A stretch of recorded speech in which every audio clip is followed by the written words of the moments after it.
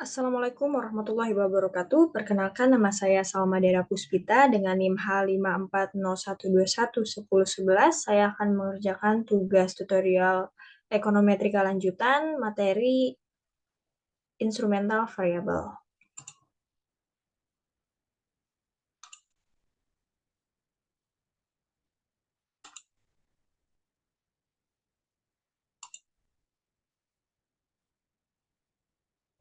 Instrumental variable yaitu metode sebuah teknik dalam analisis kausalitas untuk mengatasi masalah endogenitas dalam analisis regresi. Dengan metode ini dimungkinkan adanya evaluasi hubungan sebab akibat antara variabel yang sulit atau tidak mungkin diamati secara langsung, dengan konsep dasar bahwa variabel instrumen digunakan untuk mengatasi masalah endogenitas. Masalah endogenitas dapat membuat hasil regresi menjadi bias atau tidak konsisten. Hal ini dapat terjadi ketika terdapat hubungan timbal balik antar variabel independen X dan variabel dependen Y, atau ketika terdapat variabel laten yang mempengaruhi kedua variabel tersebut. Berikut adalah model dalam IV ini, yaitu Y sebagai variabel dependen, beta 0 itu konstanta, beta 1 X itu variabel independen atau penjelas, dan E itu adalah error term. Karena ini berangkat dari analisis regresi, maka harus ada asumsi klasik yang dipenuhi. Yaitu apa aja? Yaitu rata-rata nilai error diharapkan sama dengan 0, sehingga E dalam kurung YI sama dengan beta 1 plus beta 2 X1, variance error konstan untuk semua observasi atau homoskedastis, covariance antar error yang berpasangan sama dengan 0 atau tidak berkorelasi, nilai variabel independen tidak random atau nilai telah diketahui sebelumnya dan tidak memiliki korelasi dengan error, lalu nilai error terdistribusi normal. Namun apa yang terjadi jika adanya pelanggaran asumsi klasik, maka akan memunculkan IV, yaitu pelanggaran asumsi klasik apa aja? Terdapat heteroskedastisitas, endogenitas, multikolinearitas, simultanitas.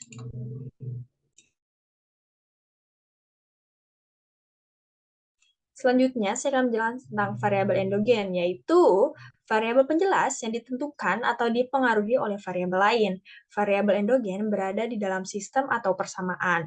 Saja variabel eksogen adalah variabel penjelas yang tidak ditentukan atau tidak dipengaruhi oleh variabel lain. Variabel eksogen berada di luar sistem atau persamaan.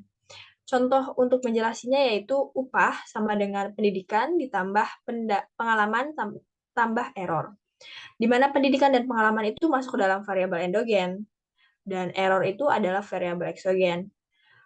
Pendidikan dan pengalaman itu menurut si peneliti akan mempengaruhi upah, dan error itu adalah variabel yang terdapat di luar sistem, dan error itu akan menangkap efek variabel lain yang tidak dimasukkan ke dalam model. Nah, selain variabel pendidikan dan pengalaman, ternyata ditemukan terdapat variabel lain yang mempengaruhi upah, misalnya skill, atau mungkin pendidikan orang tua, ataupun relasi atau jenjang-jenjang lainnya. Nah, tentu ketika terdapat seorang yang mempunyai skill yang lebih baik gitu, misalnya orang tersebut mempunyai skill untuk data mining, tentu upah yang dia dapat akan lebih besar daripada orang yang tidak bisa data mining. Nah, variabel skill ini dimasukkan ke dalam sistem variabel ini tidak dimasukkan di dalam sistem persamaan, kan cuma ada pendidikan dan pengalaman. Nah, variabel sistem ini yang nantinya akan ditangkap oleh error. Maka semua variabel lain yang tidak dimasukkan ke dalam error akan tidak dimasukkan ke dalam model akan ditangkap oleh error. Nah, variabel penjelas atau eksogen itu kenapa yang berkorelasi dengan error itu karena adanya measurement, yaitu terjadi karena kesalahan proksi pengukuran variabel, teknik survei yang tidak tepat, pengambilan jumlah sampel yang ternyata tidak mewakili populasi, Omitted variable, adanya variabel yang tidak kita masukkan ke dalam model atau dalam persamaan, variabel lain yang ditangkap error tersebut berkorelasi dengan variabel penjelas, lalu adanya variabel yang dimasukkan ke model namun ternyata tidak relevan. Lalu variabel penjelas berkorelasi dengan error juga disebabkan oleh simultaneity dan endogeneity, yaitu kondisi di mana dalam satu model atau persamaan variabel independen X dapat menjadi variabel dependen yang biasa dilambangkan dengan Y. Lalu ini adalah model yang akan nanti kita kerjakan di eFuse. Saya mengambil dari skripsi yang berjudul Pengaruh Bea Keluar Minyak Kelapa Sawit Mentah terhadap Harga Minyak Goreng, karya Dandi Darmawan 2016, yang saya peroleh dari IPB Repository. Ini ada bentuk modelnya ya, ada beberapa model di dalam penelitian tersebut, tapi kita hanya mengambil model yang saya lingkari dengan hijau ini, di mana variabel dependen atau Y-nya itu adalah harga minyak goreng, dalam skripsi disebut dengan PMG, variabel independen X, yaitu ekspor minyak goreng XMG, lalu variabel endogen, harga CPO dalam negeri PCD, dan variabel eksogen IV-nya nantinya akan kita ketahui yaitu harga CPO dunia atau WP CPO. Dengan bentuk modelnya adalah PMG sama dengan beta 0 ditambah beta 1 PDC ditambah B2 XMG ditambah error. Lalu selanjutnya kita akan lanjut ke tutorial IV-nya dengan menggunakan eFuse.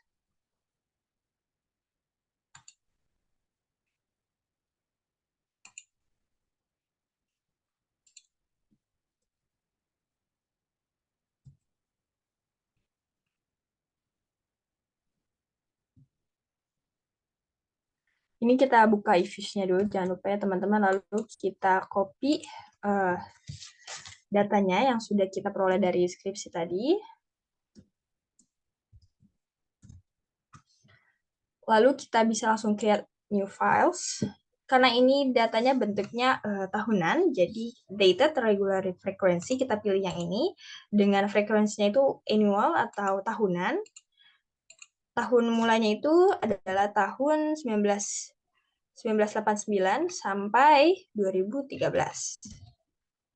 1989 sampai 2013. Oke.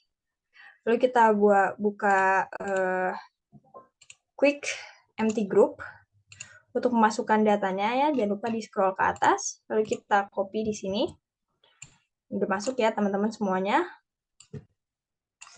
Sudah masuk. Selanjutnya kita lakukan uji OLS pertama kali. Yaitu kita pencet quick estimate equation. Kita masukkan modelnya yang tadi PMG sama dengan PDC sama ditambah XMG, tapi dalam bentuk equation dalam eFuse, yaitu PMG spasi C spasi PDC spasi XMG pangkat 2. XMG pangkat 2 itu apa? Jadi XMG pangkat 2 itu adalah error, gitu ya teman-teman. Langsung kita oke aja. Ini udah ada hasilnya. Apa yang kita lihat? Yaitu kita lihat tes statistik pada error ya, XMG pangkat 2. Di mana di sini 0,895631 itu lebih besar daripada 0,5. Yang artinya terdapat variabel lain yang di luar model yang berkolerasi kuat, di mana korelasinya itu memiliki arah negatif, karena ini negatif ya, negatif 0,89.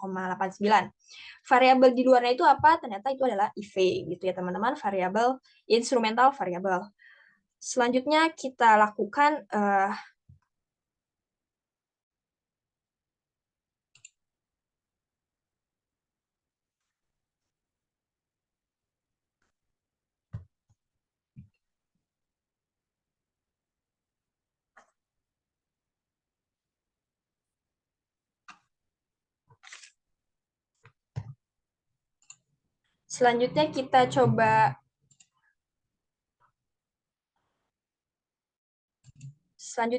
coba dengan melihat hubungan variabel independen dengan errornya.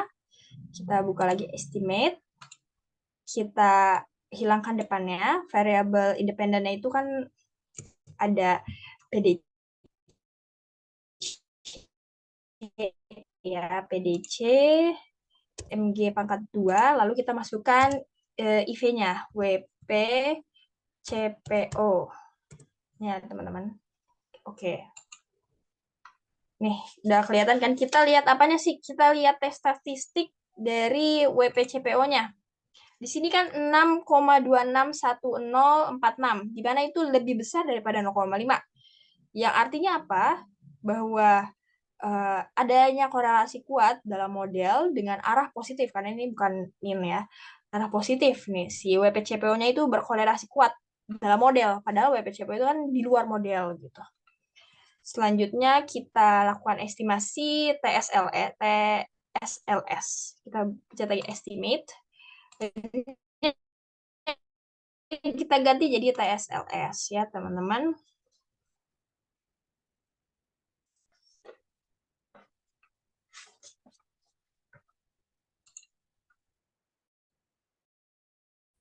Kita masukkan rumus yang awalnya. PMG, C, PDC. Terus yang kita masukkan instrumen listnya itu adalah semua variabel yang tidak berkorelasi dengan error ya teman-teman, atau variabel eksogennya. Itu kan ada PDC, XMG,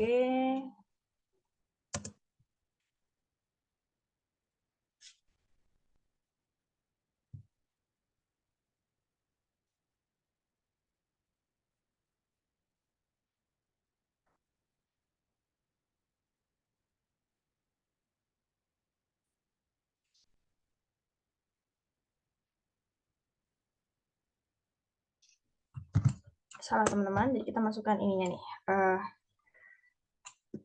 Ini dia.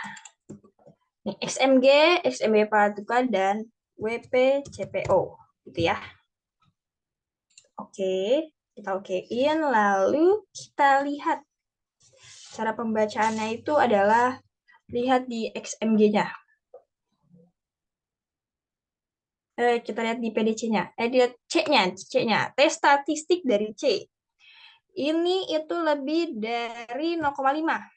Tandanya ada IV yang berkorelasi gitu ya. Terus lihat berkorelasinya tuh dengan apa gitu IV-nya. Ternyata berkorelasinya dengan PDC karena ininya tes statistiknya 2,5 gitu, lebih besar kan dari semuanya. Lalu selanjutnya kita uji tes IV regressor endogenity dengan mencet view, lalu IV diagnostic, lalu regressor endogenity test. Nih kan endogenous regressornya itu PDC. Oke. Nah, kita lihat di probability-nya 0,5157. Artinya apa? Dalam hipotesis untuk endogenitas itu H0 sama dengan bukan endogenity jika A lebih besar daripada 0,5. Nah, ini kan 0,5157. Lebih besar dari 0,5. Maka PDC-nya itu bukan endogen, tapi eksogen. Ini juga udah tertera PDC are not exogenous. Jadi kita lihat dari situnya ya, teman-teman. Lalu selanjutnya kita lakukan tes